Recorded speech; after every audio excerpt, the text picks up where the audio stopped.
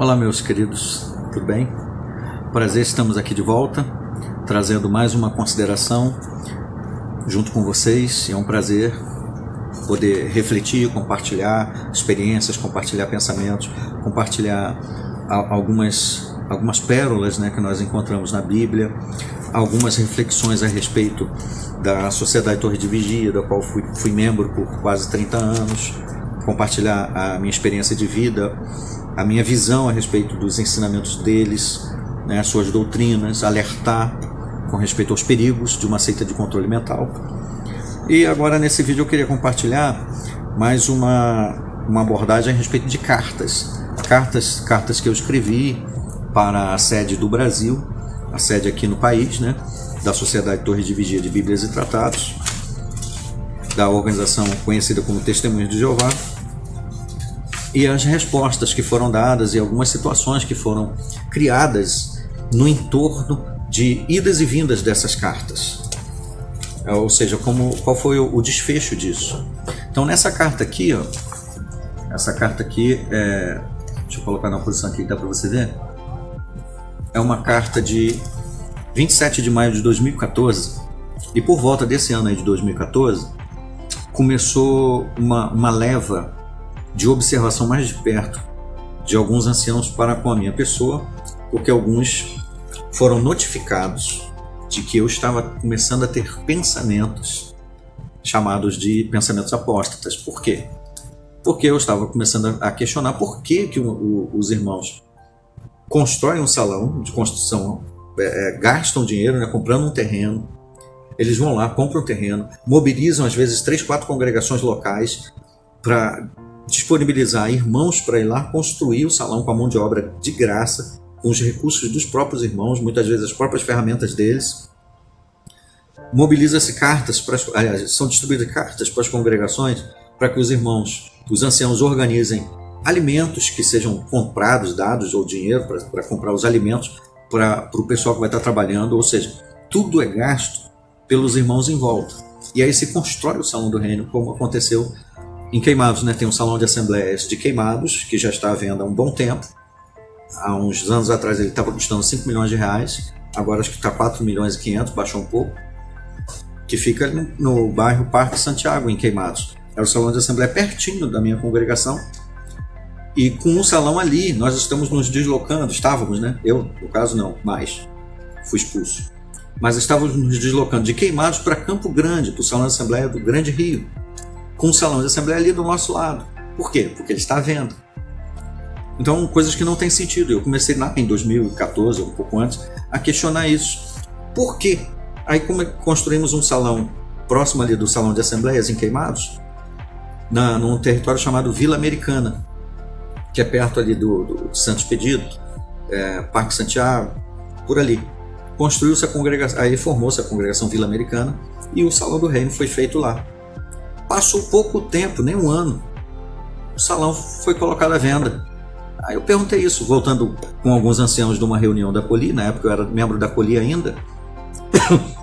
Eu perguntei para os anciãos, isso foi por volta ainda dos finais de 2010 na época. Eu ainda não tinha saído do corpo de anciãos da primeira vez. Eu perguntei, mas por que estão vendendo o salão? Aí alguns, né, inocentes, falaram, é que os irmãos entenderam que aquele salão ali, ele não tem necessidade, porque aí os irmãos podem se deslocar de uma distância de tantos quilômetros, blá blá blá, aquela coisa toda que os irmãos engolem, né? O que o pessoal da organização na liderança transmite como desculpa, eles engolem sem raciocinar.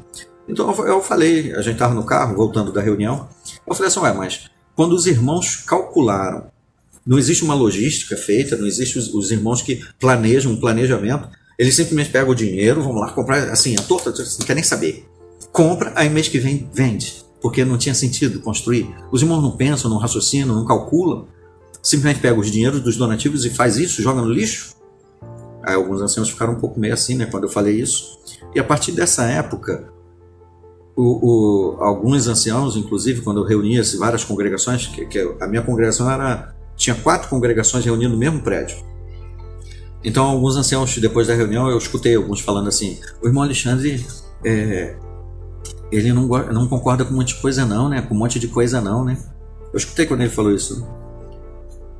E realmente eu não concordava com um monte de coisas, né? Continuo não concordando com um monte de coisas. Por quê? Eu era membro, eu disse isso para o superintendente de circuito quando ele me criticou, quando ele me questionou o fato de eu falar sobre as despesas das assembleias. Eu disse, irmão, eu não sou membro da organização. Isso aqui, eu não faço parte da associação. Então eu não sou um associado. Eu não sirvo para mão de obra quando tem manutenção, para dar minha contribuição. Então por que eu não posso saber como funcionam os gastos? Por que eu não posso dar minha opinião a respeito de como se usa os recursos? Afinal de contas, eu não sou membro? Nós não falamos em a nossa organização? O nosso salão do reino? O nosso salão de assembleia? Ele é nosso só quando é conveniente? E aí eu comecei a ficar marcado. Em 2014, nessa carta aqui, 27 de maio de 2014, foi enviada a todas as congregações do Brasil uma carta sobre os veículos para os superintendentes de circuito viajantes. Os superintendentes viajantes, né?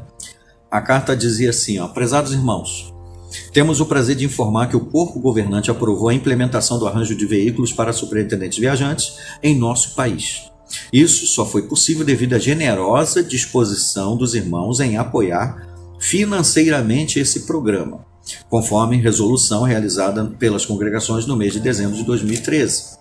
Naquela ocasião, a carta lida às congregações indagava sobre a possibilidade de cada publicador apoiar voluntariamente o programa com contribuição anual de R$ 7 a R$ 9 por ano.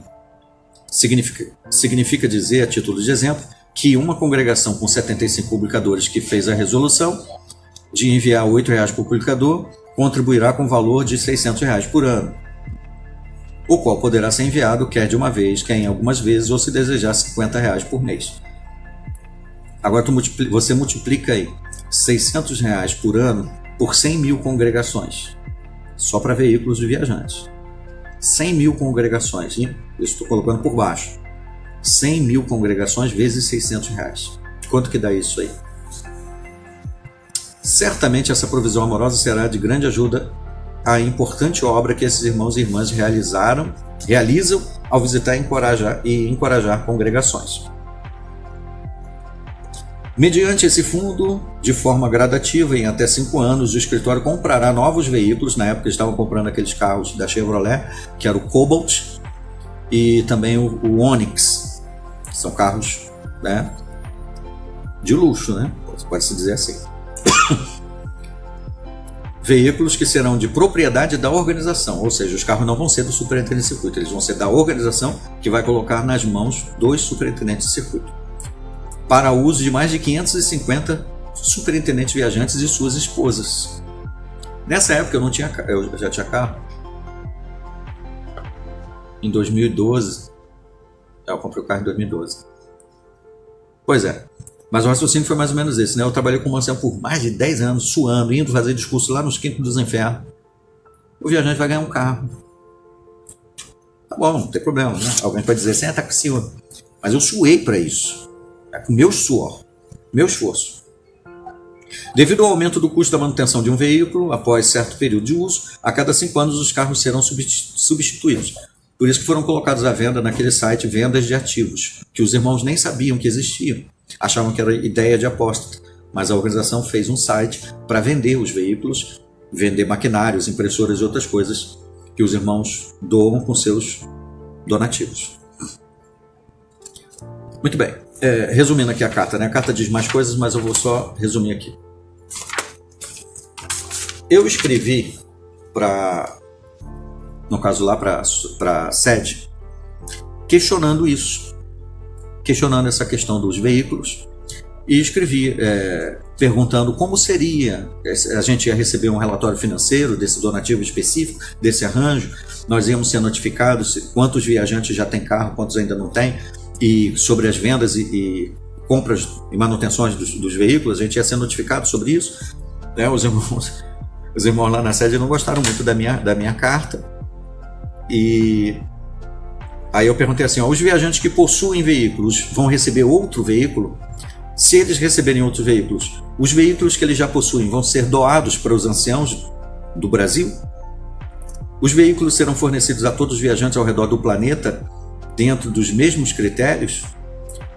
Completando os 5 anos, os donativos continuarão sendo enviados necessariamente?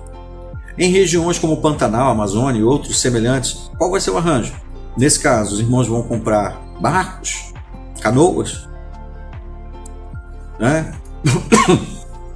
Aí eu botei, desde já agradeço, né? E aguardo a resposta. Aí eles me responderam em 26/8/2014.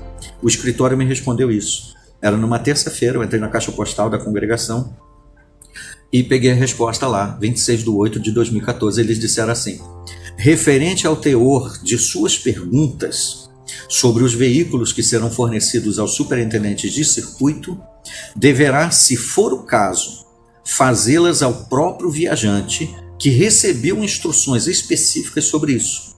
Certos de sua compreensão, enviamos-lhes nossas saudações cristãs, seus irmãos, a Associação das Testemunhas Cristãs de Jeová. Ou seja, eles não me responderam nada. Eles jogaram a responsabilidade de me dar informações sobre os veículos, arranjos, etc., para o superintendente de circuito local. O que eu fiz?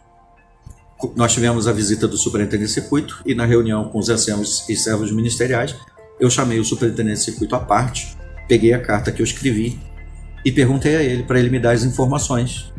Sabe qual foi a resposta dele? Chuta. Ele disse: irmão, eu não sei, eu sei tanto quanto você, eu não sei nada. Ele não sabia. Ou, se ele sabia, ele não queria me dizer. Mas o fato é que o escritório não me respondeu, jogou a responsabilidade para o superintendente de circuito. Ora, se o superintendente de circuito recebeu as instruções do escritório, por que o escritório não podia me falar? Por quê? O superintendente de circuito, por sua vez, também não me informou nada. A única informação que nós recebemos é que nós deveríamos enviar os donativos. Só isso. Esse aqui é um exemplo, é só um exemplo, né, de como as coisas funcionam. Como as coisas funcionam.